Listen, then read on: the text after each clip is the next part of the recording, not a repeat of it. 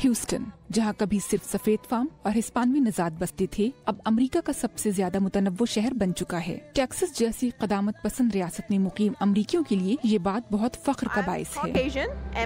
मैं यूरोपियन हूँ जबकि मेरे शौहर हिस्पानवी हैं और मेरा ख्याल है कि अमेरिका में इस बात को सराहा जाता है। यहाँ हर इंसान का घर है, आपको यहाँ आना चाहिए। ली शॉ सिर्फ 7 साल के थे जब वो चीन से ह्यूस्टन मुंतकिल हुए।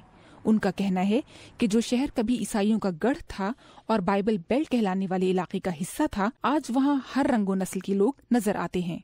बाइबल हमें तारकीन वतन और पनाह गजीनों को सहारा देने का दस्त देती है और मेरा ख्याल है कि इसीलिए इस शहर की फितरत में शामिल है। इस शहर में तनव्वुर की वजह से हम दूसरे शहरों के मुकाबले में यहाँ तारकीन वतन के साथ ज्यादा दोस्ताना रवैया रखते हैं।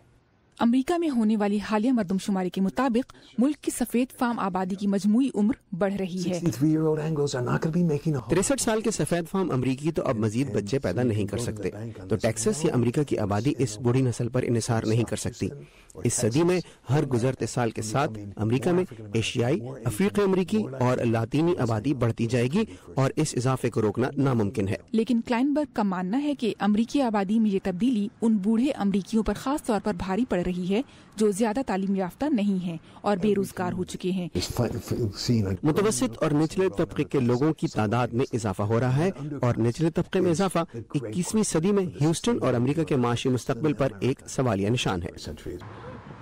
लेकिन मुख्तलिफ नस्लों और कौमियतों से ताल्लुक रखने वालों की बढ़ती हुई तादाद को ह्यूस्टन की नई नस्ल एक मुख्तलिफ जाविये से देखती है। हमें यहाँ मुख्तलिफ लोगों के साथ जिंदगी गुजारने की आदत हो चुकी है और अब मुझे अगर टेक्सास के किसी छोटे से कस्बे में जाकर रहना पड़े जहाँ तनव्वुर नहीं है, तो मुझे अपने साथ ये इम्तियाजी सलूक महसूस होगा।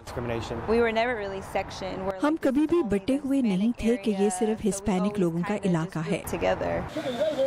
मरदमशुमारी की रिपोर्ट के मुताबिक टेक्सास के हैरिस काउंटी में 1 साल के अंदर हिस्पानवी और अफ्रीकी आबादी में पूरे अमेरिका के मुकाबले में सबसे ज्यादा इजाफा हुआ है। रेमन टेलर के साथ सहर माजिद, उर्दू VOA।